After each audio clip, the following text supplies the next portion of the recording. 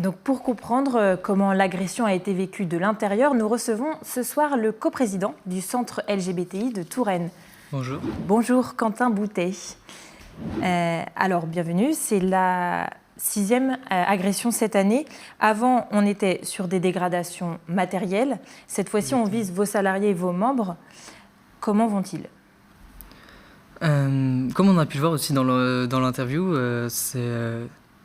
ça va mieux que ce que moi j'aurais pu penser si j'avais été à leur place, je pense. Franchement, ils sont vraiment bien et ça aurait pu être pire en fait aussi. Parce que là, du coup, comme on le disait, il n'y avait que des dégâts matériels.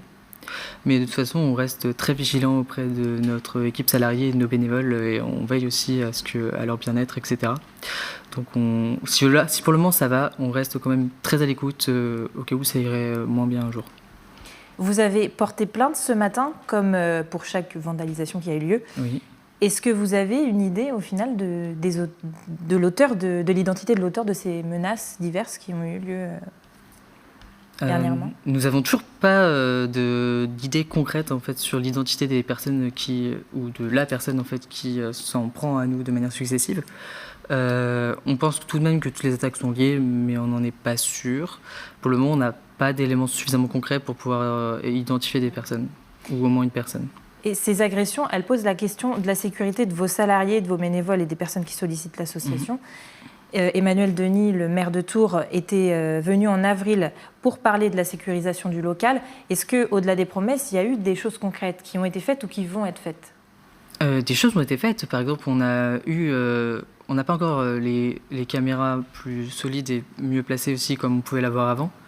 Là, on a une caméra flottante aussi qui est toujours là et qu'on peut être utilisée durant l'enquête qui est en cours. Les vitrines ont été changées aujourd'hui et ont été renforcées. Est-ce que c'est suffisant ? Nous verrons bien si c'est suffisant aujourd'hui. Comme en fait on nous l'a annoncé aussi, il y aura plus de patrouilles autour du local. Et après, il y a d'autres choses qui vont arriver plus tard, comme le rideau de fer qui devrait arriver dans quelques mois. Mais ça faut le temps de la production, donc forcément on ne peut pas arriver plus vite. Et sinon, on a pris des dispositions en interne pour être sûr qu'il y ait des choses qui puissent être faites et qu'on puisse maintenir nos actions parce qu'on y tient, parce qu'il ne faudrait pas laisser gagner quand même nos oppresseurs. Donc l'idée que par exemple le local sera un peu plus fermé, on vérifiera plus les personnes qui rentrent aussi, pour être sûr d'assurer aussi la protection de nos bénéficiaires aussi pour pouvoir maintenir nos actions qui sont importantes. Est-ce qu'au final, c'est pas plus simple peut-être de déménager de local ? Parce que avant, vous étiez derrière la gare. Oui. On entendait moins parler d'agression sur le local que maintenant. Je suis pas sûr que ça soit une idée du changement de local. Je sais que pour avoir discuté avec H. Claveau, le cofondateur de l'association, qu'il y a déjà eu des actes avant. Je sais pas si on en parlait autant, parce que j'étais pas sur Tours. Mais je pense aussi que c'est lié. C'est pas forcément lié au fait qu'on soit plus exposé.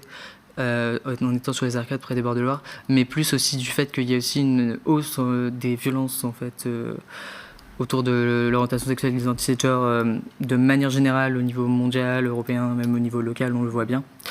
Et donc je pense que c'est surtout lié à ça aussi et à la banalisation par exemple des idées d'extrême droite, ou ce genre de choses, ou plus que le fait qu'on ait changé de local. Donc il n'y a pas d'idée à ce qu'on change de local parce qu'on est très bien là où on est et on compte y rester. Et surtout Ce serait peut-être un retour en arrière en termes de visibilité ?